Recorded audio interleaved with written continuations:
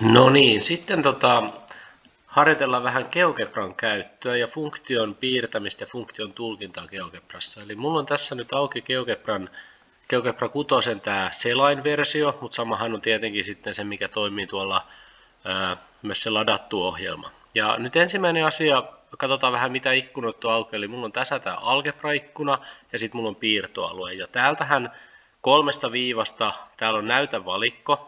Näytävalikosta saa valittu mitä ikkunoita haluaa auki. Nytten syöttökenttä on tärkeä. Sitä tarvitaan, jos haluaa piirtää jotain. Eli kun mä painan syöttökenttää, niin huomatkaa, että tänne alas tulee tämmöinen pitkä palkki, joka on siis se syöttökenttä, mihin me voidaan kaikki, mitä me halutaan piirtää, niin se kirjoitetaan tonne syöttökenttään. Ja otetaan nyt vaikka tämmöinen, että mä haluan tehdä funktion 2x plus 8. Noin. Eli mä kirjoitin sen syöttökenttään, sen jälkeen se tulee tähän algebra-ikkunan auki. Eli tähän algebra-ikkunan tulee auki kaikki, mitä mä oon tehnyt tänne. Tässä näkee niin kuin kaiken, mitä tänne piirtoalueella on tullut. Ja nyt me voidaan jotain asioita määrittää tästä. Eli täällähän meillä on kaikki työkaluja. Ja ensinnäkin hiirtä scrollaamallahan mä saan zoomailtua. Eli jos mun pitää kauemmasta ja lähemmästä zoomata, niin hiirellä se onnistuu. Ja nyt muutama hyvä työkalu, mitä tarvitaan usein, niin tämä kakkoslaatikko on tosi käytännöllinen näissä funktion tulkinnoissa. Ja kaikista alimpana täällä on juuret-komento.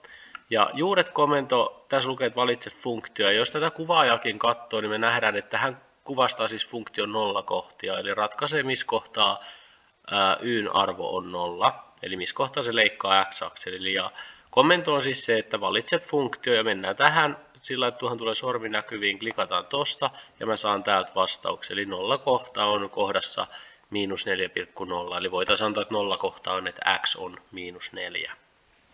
Näin.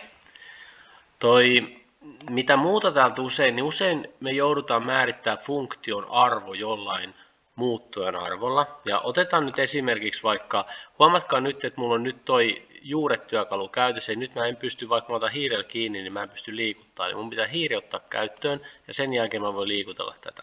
Ja leikitään, että mä haluaisin laskea vaikka funktion arvon kohdassa 2. Ja kyllähän mä sen tästä näen, että no jos muuttuja on 2, niin funktion arvo on 12. Ja samanhan mä saan, jos mä sijoitan tonne 2. 2 kertaa 2 plus 8 on 12.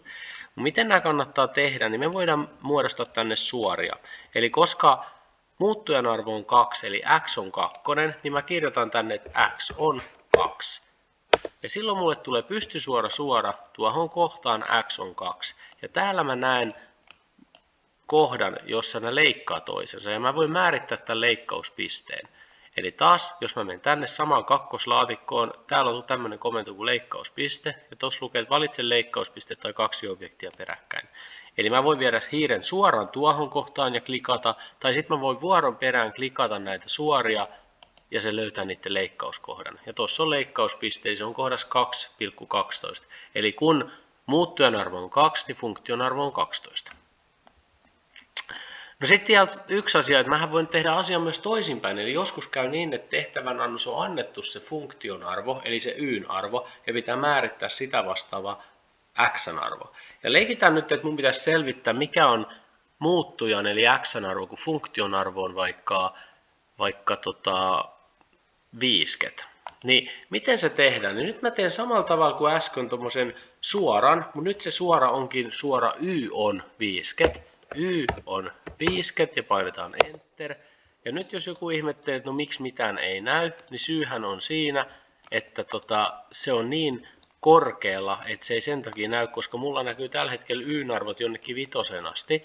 Ja nyt mä en suosittele tätä, että te scrollaatte sitä tällä tavalla. Toki te saatte sen näkyviin täältä, mutta teillä menee kaikki niin hirveän pieneksi tässä. Niin järkevämpi tapa on ehkä se, että te noita akseleiden pituuksia muokkaatte. Eli tämä on tosi hyvä työkalu, siirrä piirtoaluetta. Tämä siis. Kun mä otan tämän käyttöön ja menen jollekin akselille, niin siihen tulee tommonen työkalu, missä on nuolet molemmissa päissä. Nyt kun mä painan hiirtä ja vedän kasaan, niin se tulee näkyviin toi piste. Eli mä voisin vetää tämän vaikka tänne 100 asti. Nyt mä vedän sen ainoastaan vaan tohon asti, missä on toi 50. Ja sama juttu, tätä x-akselia voi samalla tavalla venyttää tai laittaa kasaan. Mutta tämä on hyvä työkalu siinä, että ei turhaan niin kuin, zoomaa sitä liian pieneksi sitä näyttöä. Mutta nyt mä näen tuolta, että se on tossa kohtaa. Ja nyt mun pitää taas määrittää leikkauspiste. Eli tosta leikkauspiste. Tuolta noin. Ja mennään tuohon kohtaan. Klikataan siitä. Ja sieltä tulee leikkauspiste. Eli x on 21. Eli tarkoittaa, että funktion arvo on 50 silloin, kun x on 21. Näin. Ja huomatkaa, että nämä kaikki samat asiathan saisi laskemalla. Eli nyt jos tästä olisi tehnyt yhtälön, että 2x plus 8 on 50, niin sen ratkaisuksi tulisi toi 21. Ja mä näytän vielä senkin, eli jos mä otan tästä kas-ikkunan käyttöön, niin kas-ikkunassahan mä voin ratkaista näitä yhtälöitä ihan yhtä lailla. Tässä olkaa nyt tarkkana, että aina kattokaa kumpi on kas-ikkuna ja kumpi algebraikkuna. Eli tämä algebraikkuna on tämä, missä nyt näkyy nämä, mitä tuonne piirtoalueelle on tehty. Kas-ikkuna on se, missä mä voin laskea asioita. Ja te huomaatte sen eron myös siitä, että tästä symbolista, eli tässä ikkunassa on tällainen symboli.